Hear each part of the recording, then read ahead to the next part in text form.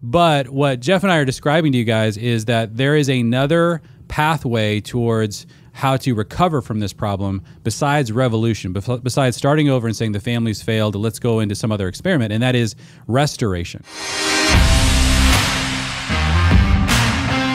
What's up, guys? Welcome to another 5 Minute Fatherhood. Jeff and Jeremy here. So one of the things we want to talk about, we like to lean in occasionally in these to things that are going on in the culture, kind of the spirit of the age. What are we talking about? What is kind of hitting the family from a cultural perspective? And one of the things that a lot of people are realizing, both in the Christian world and the secular world, is that it feels like the modern family is a failed experiment. And this is a really critical thing for us to figure out what to do about, because oftentimes when people begin to come to that conclusion, you really have one of two choices. You can either go back and reform the family, like you lost something in the past that needs to be restored, or you need a revolution. Like the whole idea of family is flawed. And this is why there's so much at stake in this conversation around what was God's blueprint for the family. And if God really wanted family to be a multi-generational team on mission, and we've replaced that with this idea of the family as a collection of individuals, and this experiment fails, then what is likely to happen is the culture is not going to suddenly wake up and say, let's go back to the original blueprint, because they don't have that revelation. They're not looking at what Scripture is saying about the family. And so instead, they're going to probably advocate for a revolution. And there are those who are saying this. This voice is kind of beginning to get louder in the culture. I came across one expression of this recently. Historian and feminist Linda Gordon said, the nuclear family must be destroyed, and people must find better ways of living together. That sounds like Star Wars. Whatever its ultimate meaning, the breakup of families now is an objectively revolutionary process. No woman should have to deny herself any opportunities because of her special responsibilities to her children.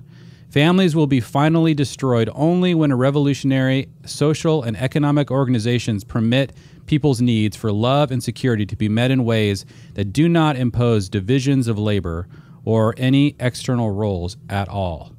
And so this is kind of what's at stake. One of the reasons why, one of the things that what we are talking about is actually somewhat similar to what Linda Gordon is talking about, is we both agree that the experiment has failed.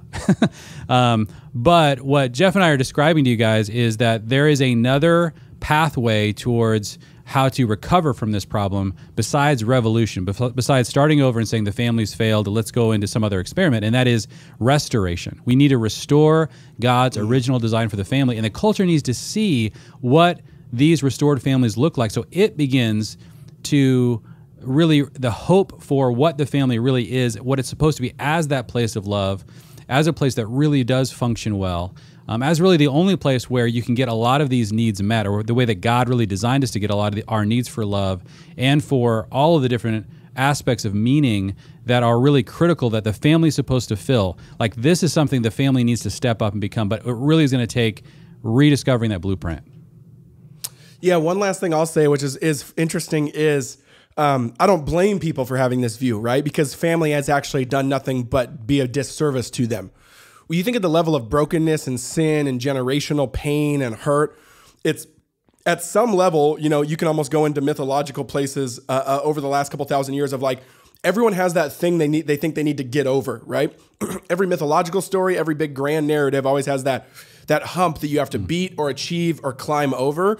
And it sounds bad, but I feel like a lot of people actually frame their family past as that these days. Meaning like their family wrecked them, their family hurt them, their family is nothing more than brokenness. There's only, they were either abused or hurt or traumatized or whatever. And so their lot in life actually is only to have enough grit to overcome that, right? If I can only actually shed the skin of my family and go into individualism, I'll find healing, peace, growth, and blessing. That is a lot of people's mental narrative. We might not say it as explicitly like that, but a lot of us believe that our life is trying nothing more than to find healing from the places in the past, which is usually the source of the family.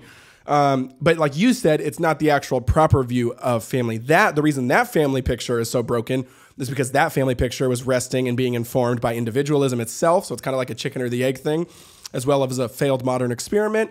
And it's not the biblical blueprint of a bigger picture, a bigger narrative, and a bigger mission for what God actually has in his design. So that's what I would give you guys today, and to think about is exactly what Jeremy said. We're actually all saying the same thing. We just believe this solution is actually going back, not going forward without it.